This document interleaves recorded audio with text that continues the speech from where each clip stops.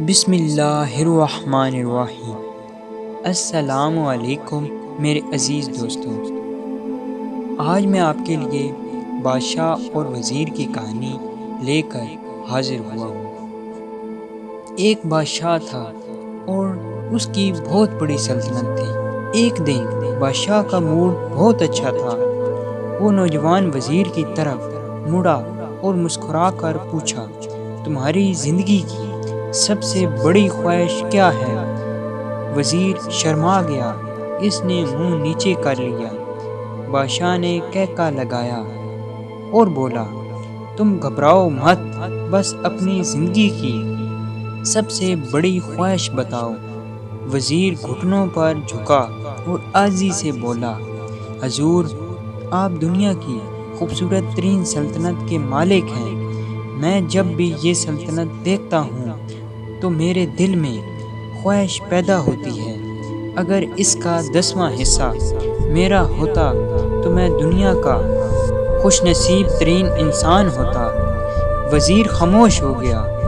بادشاہ نے کہکا لگایا اور بولا، میں اگر تمہیں اپنی آدھی سلطنت دے دوں تو؟ وزیر نے گھبرا کر اوپر دیکھا اور عاجزی سے بولا، بادشاہ سلامت، یہ کیسے ممکن ہے؟ میں اتنا خوش نصیب کیسے ہو سکتا ہوں؟ بادشاہ نے فوراً سیکرٹری کو بلایا، اسے 2 احکامات لکھنے کا حکم دیا۔ بادشاہ نے پہلے حکم کے ذریعے اپنی آدھی سلطنت نوجوان وزیر کے حوالے کرنے کا فرمان جاری کر دیا۔ دوسرے حکم میں بادشاہ نے وزیر کا سر قلم کرنے کا آرڈر دے دیا۔ وزیر دونوں احکامات پر حیران رہ گیا۔ بادشاہ نے احکامات پر مہر لگائی اور وزیر کی آنکھوں میں آنکھیں ڈال کر بولا، تمہارے پاس 30 دن ہیں۔ تم نے ان 30 دنوں میں صرف 3 سوالوں کے جواب تلاش کرنا ہے۔ تم کامیاب ہو گئے تو میرا دوسرا حکم منسوخ ہو جائے گا اور تمہیں آدھی سلطنت مل جائے گی، اور اگر تم ناکام ہو گئے تو پہلا حکم خارج سمجھا جائے گا اور دوسرے حکم کے مطابق تمہارا سر اتار دیا جائے گا۔ وزیر کی حیرت پریشانی میں بدل گئی۔ بادشاہ نے اس کے بعد فرمایا، میرے 3 سوال لکھ لو۔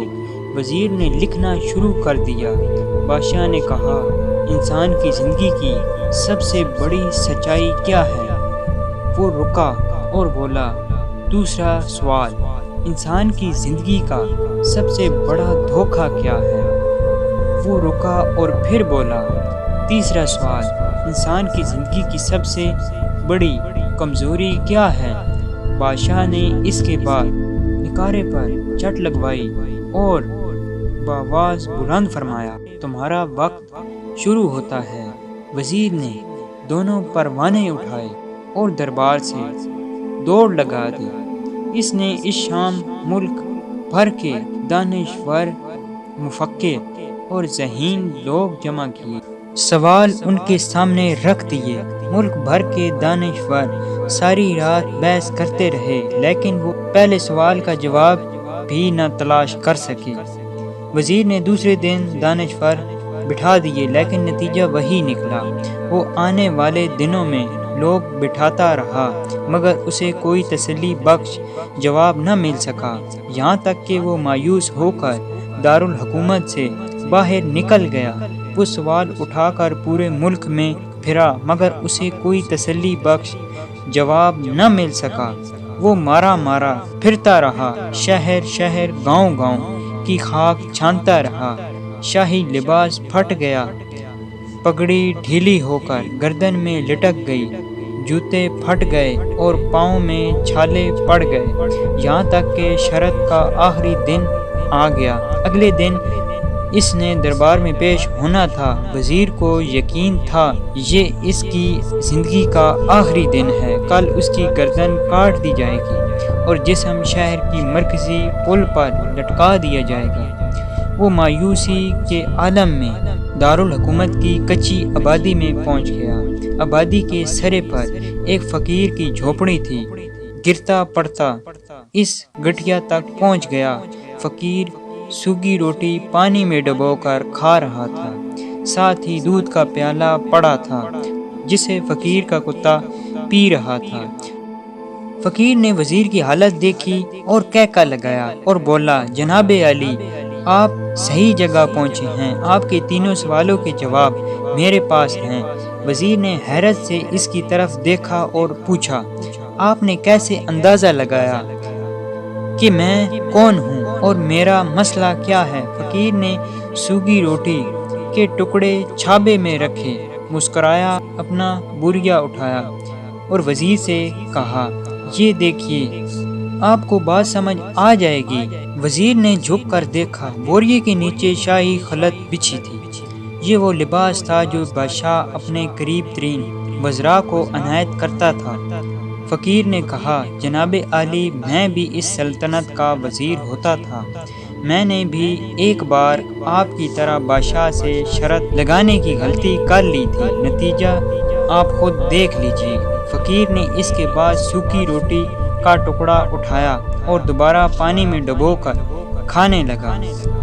वज़ीर ने दुखी दिल से पूछा, क्या आप भी जवाब तलाश नहीं कर सके थे? वज़ीर ने कहका लगाया और जवाब दिया, मेरा केस आपसे मुख्तलिफ था। मैंने जवाब ढूंढ लिए थे। मैंने बादशाह को जवाब बताए। मैं आधी सल्तनत का परवाना फाड़ा, बादशाह को सलाम किया, इस गिठिया में आकर बैठ गया। मैं और मेरा कुत्ता दोनों मुतमईन ज़िंदगी गुजार रहे हैं। वज़ीर की हैरत बढ़ गई, लेकिन ये साबिक वज़ीर की हमाकत के तज़िये का वक्त नहीं था। जवाब मालूम करने की घड़ी थी। चुनांचा वज़ीर ने फ़कीर से पूछा, क्या आप मुझे सवालों के जवाब दे सकते हैं?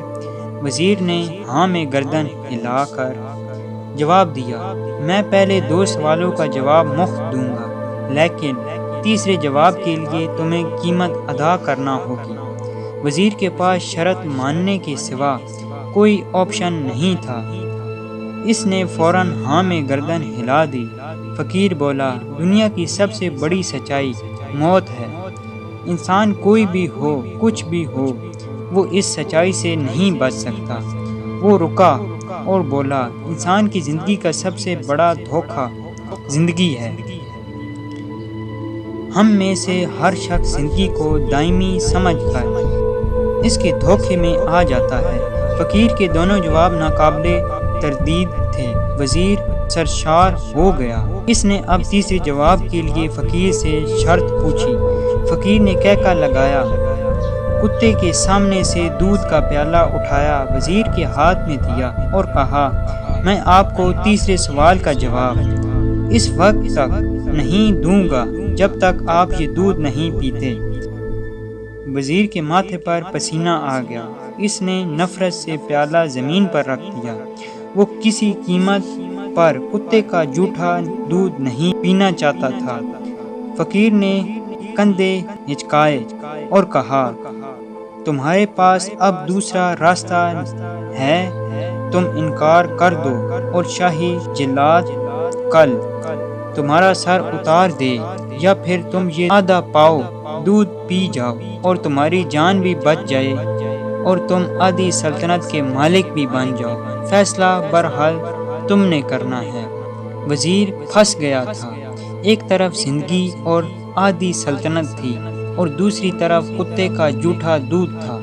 वो सोचता रहा यहाँ तक कि जान और माल जीत गया और सेल्फ रिस्पेक्ट हार गई।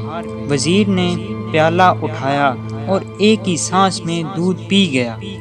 वज़ीर ने कहका लगाया और बोला, मेरे बच्चे, इंसान की सबसे बड़ी कमज़ोरी खर्च होती है। ये ऐसे कुत्ते का जूठा दूध तक पीने पर मजबूर कर देती है, और ये वो सोच है जिसने मुझे सल्तनत का परवाना फाड़ कर इस गठिया में बैठने पर मजबूर कर दिया था।